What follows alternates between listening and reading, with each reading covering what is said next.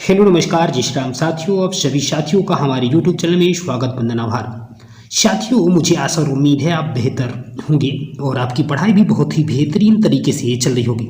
साथियों, आज हम डिस्कस करने वाले हैं SSC GD important topic wise current affairs का ये महत्वपूर्ण पार्ट। आज हम डिस्कस करेंगे नवगठित जांच समितियां। जी हाँ साथियों, एसएससी जीडी में बहुत सारे करंट अफेयर्स में नवगठित जांच समितियों से भी प्रश्न पूछे जाते हैं। साथियों, इस करंट अफेयर्स की सीरीज में बहुत ही इंपॉर्टेंट चीज आज काफी जानकारी आपको मिलने वाली है। साथियों, बढ़िया लगातार मेहनत करते रहिए और डेली मॉक टेस्ट देते रहना है। मैथ और रीजनिंग में बेसिकली आपको कम से कम समय में क्वेश्चन को अटेम्प्ट करने की कला सीख लेनी है। जी हाँ साथियों, डेली मॉक टेस्ट दे दिए, उसका एनालिसिस करिए और अपने आप को दिन व दिन बेहतर करते जाइए। साथियों, आपके सामने है, देखिए किस क्या आपसे क्या प्रश्न पूछे जा सकते हैं। आपके सामने देखिए ये एक जांच समिति है। थोड़ा सा मैं इसको जूम कर देता हूँ, फिर आपको दिखाता हूँ कि जैसे ये पहली जांच समिति है जो कहाँ जांच समिति है जो हुई, बहुत इंपॉर्टेंट इससे प्रश्न बनते हैं। जम्मू कश्मीर में रह रहे अवैध विदेशियों की जानकारी के लिए जो समिति बनी थी, उस समिति का नाम क्या था? आर.के. गोयल समिति। जी हाँ साथियों, जम्मू कश्मीर में रह रहे अवैध विदेशियों की जानकारी के लिए कौन सी समिति बनी थी? आर.के. गोयल समिति।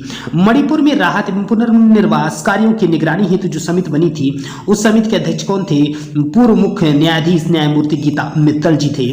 मणिपुर में हिंसा की जांच के लिए गठित आयोग का नेतृत्व किसने किया था?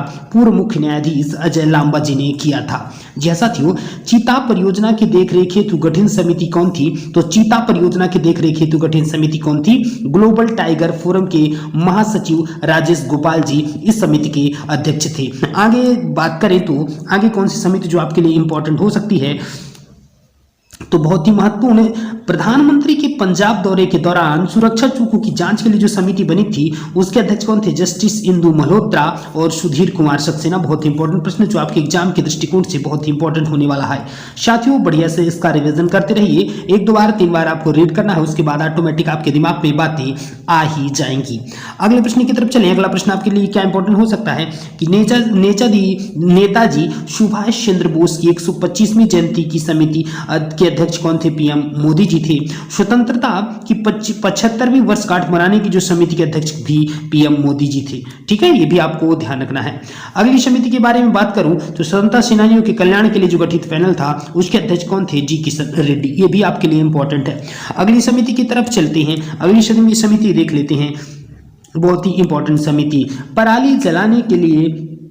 पराली जलाने पर रोक संबंधी जो समिति बनाई गई थी, उसके अध्यक्ष कौन थे? मदन बी लोकर जी थे। ठीक है साथियों, ये भी आपको ध्यान रखना है। कोविड-19 वैक्सीन हेतु गठित अधिकार पैनल का अध्यक्ष कौन था? आर.एस. शर्मा। ये भी आपको ध्यान देना है। ठीक है, मानव अधिकारों पर कोविड-19 प्रभाव का अध्ययन करने हेतु जो विशेषज्ञ समिति बनी थी, उसके अध्यक्ष कौन थे? डॉक्टर के.एस. रेड्डी। ये भी आपके लिए इंपॉर्टेंट है। राष्ट्रीय जो शिक्षा नीति के जो समिति बनी थी, उसके अध्यक्ष कौन थे? के कस्तूरीरंगन। ये भी बहुत ही इंपॉर्टेंट प्रश्न है, ये भी आपको अपने दिमाग में रख लेनी है।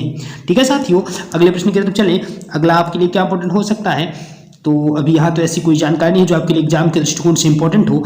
ये और देख लेते हैं कुछ और जानकारी जो आपके लिए नई शिक्षा नीति से संबंधित थोड़ा सा जानकारी, और नारी शक्ति वंदन जो अभी योजना आई है वो भी आपके लिए बहुत ही इंपॉर्टेंट है। साथियों, इसके बारे में थोड़ा सा आप जान लीजिए। जो नारी शक्ति वंदन अधिनियम 2023 हुआ है, नारी शक्ति वंदन अधिनियम जिसे महिला आरक्षण विधेयक 2023 के नाम से जाना जाता है, 128वां संशोधन विधेयक 2023 है। 128वां जो लोकसभा एवं राज्यसभा विधानसभाओं में महिलाओं के लिए 33% सीटें आरक्षित करने का प्रावधान करता है, जो 15 साल के लिए होगा। जी हाँ साथियों, ये भी आपको ध्यान देना है। इस विधेयक को केंद्रीय कानून मंत्री अर्जुन राम मेघवाल ने लोकसभा में पेश किया था। जी हाँ साथियों, किसने पेश किया था?